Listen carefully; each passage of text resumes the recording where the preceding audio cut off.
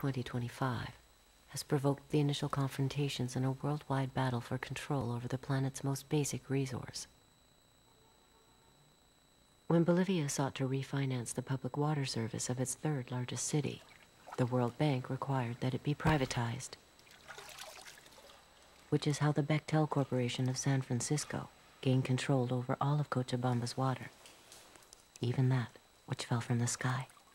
Esta ley, este contrato, prohibían a la gente acumular el agua de la lluvia. Por lo tanto, el agua de la lluvia también se privatizaba.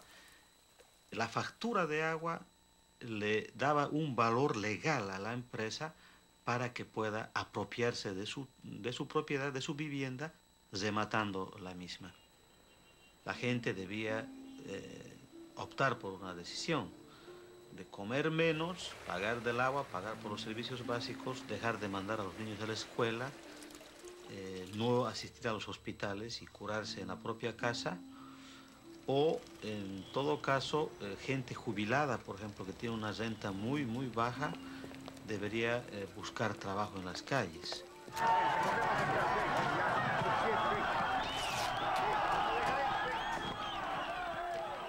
Con la consigna de el agua es nuestra, carajo, la gente sale a las calles, sale a los caminos y protesta, ¿no?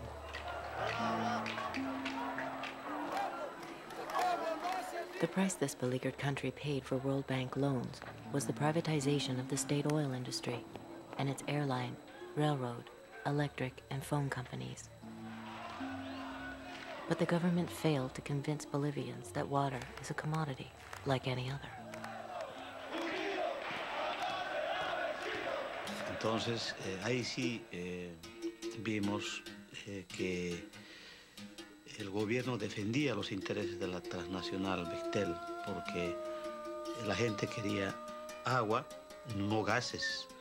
La gente quería justicia y no balas. Estas son las imágenes que reflejan definitivamente la situación que vivió Cochabamba durante la jornada de este viernes. Prácticamente estuvo sitiada. Policías del departamento... Bolivia was determined to defend the corporation's right to charge families living on $2 a day as much as 1/4 of their income for water. The greater the popular resistance to the water privatization scheme, the more violent became the standoff. Y por eso hubieron centenares de heridos jóvenes que a sus 16, 17 años perdieron brazos, perdieron piernas, quedaron paralíticos, quedaron lesionados de la cabeza de por vida y murió Víctor Hugo Daza.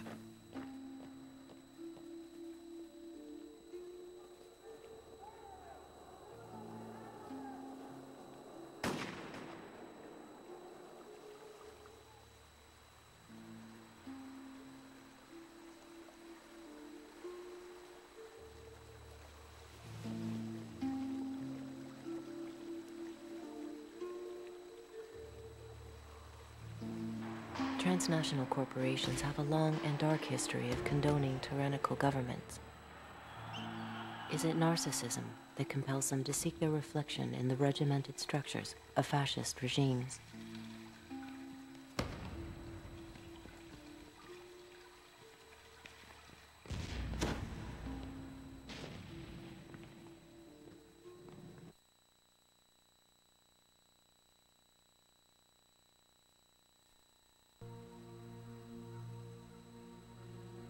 Comme l'environnement urbain, Aguas Argentinas a de graves problèmes.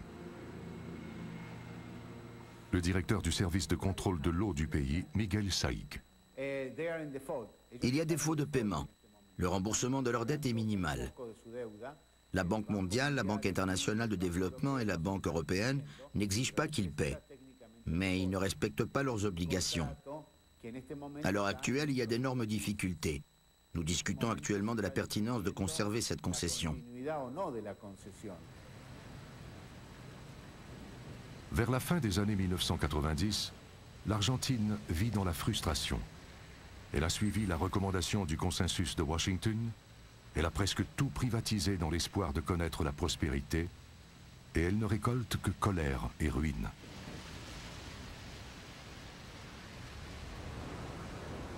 La politicienne Pinup a déjà offert de somptueuses réceptions à cet hôtel pour souligner certaines privatisations.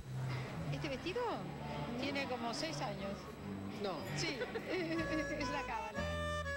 Maria Julia Alsogaray vit maintenant dans un décor très différent. L'ancienne ministre de l'Environnement est emprisonnée après avoir été accusée de fraude. Le procureur fédéral Eamon Mouyin a démontré que les revenus légitimes d'Alsogaray ne pouvaient justifier son train de vie extravagant. Et s'il n'en tient qu'à lui, d'autres politiciens subiront le même sort.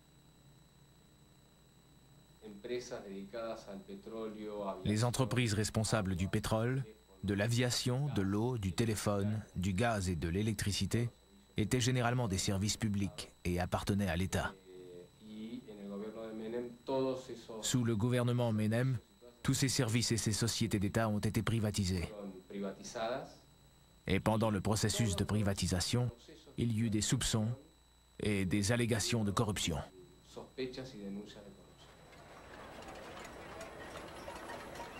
L'adoption de la privatisation en Argentine prend fin sur des scènes de rue désolantes. Les citoyens en sont réduits à taper sur des casseroles et à crier vengeance. Une crise cambiaire s'abat sur une économie déjà durement éprouvée. Elle aura des échos dans le monde entier.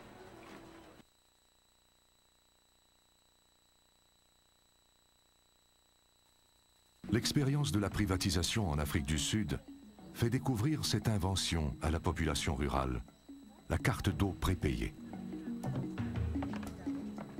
Dans cette région très pauvre, cette initiative aura des conséquences désastreuses. Ces femmes qui vivent en banlieue de Durban doivent acheter une carte si elles veulent obtenir de l'eau. Cette politique, désignée sous le nom de récupération totale des coûts, n'est pas sans conséquences. En l'an 2000, une épidémie dévaste la région. Plusieurs n'ont pas les moyens d'acheter la carte et doivent consommer l'eau des sources et des endroits contaminés au détriment de leur santé. L'Afrique du Sud garantit à chacun une quantité d'eau minimale, mais pour réclamer sa part, il faut avoir une carte. Cette carte permet d'obtenir gratuitement une certaine quantité d'eau avant de payer pour l'excédent. Ceux qui n'ont pas d'argent n'ont pas de carte et ils doivent trouver de l'eau ailleurs. Ils transportent leur eau putride sans pouvoir toucher au compteur d'eau, s'exposant ainsi à une catastrophe imminente. En août 2000, une épidémie de choléra balaie la région. Elle dure jusqu'au début de 2002 et touche des centaines de milliers de personnes. Près de 300 victimes succombent à la maladie. L'eau contaminée est responsable de cette épidémie. David Hampson est analyste de politique sociale. Les gens avaient de l'eau, mais ils n'avaient pas les moyens d'obtenir l'eau offerte par le système. Les rivières étaient infectées, et c'est là qu'ils prenaient leur eau. Le choléra s'est répandu comme un feu de brousse. Comme en Argentine, c'est la Banque mondiale qui a incité l'Afrique du Sud à privatiser son eau. Les pressions exercées ont obligé le pays à faire certaines expériences. Patrick Bond est économiste politique à l'université de Witwatersrand. Sa recommandation sur la fixation des prix de l'eau a joué un rôle déterminant. Elle a insisté fortement pour que l'on favorise la récupération des coûts et même une hausse des prix. Cela a permis aux privatiseurs de se rendre compte qu'ils pourraient peut-être faire des profits en offrant des services à la population pauvre d'Afrique du Sud. En Afrique du Sud, l'ingéniosité est parfois poussée très loin pour faire des profits. Même si les gens ne peuvent pas payer, la Constitution leur garantit un minimum d'eau. D'où le plus récent dispositif, le goûteur. Vous voyez ce petit trou? Le minimum vital s'écoule jour et nuit de ce trou minuscule pour ceux qui n'ont pas les moyens de s'approvisionner adéquatement. La réaction de Kenti Metabula. C'est un filet d'eau. Il y avait l'ancien colonialisme. Il y a maintenant un nouveau colonialisme.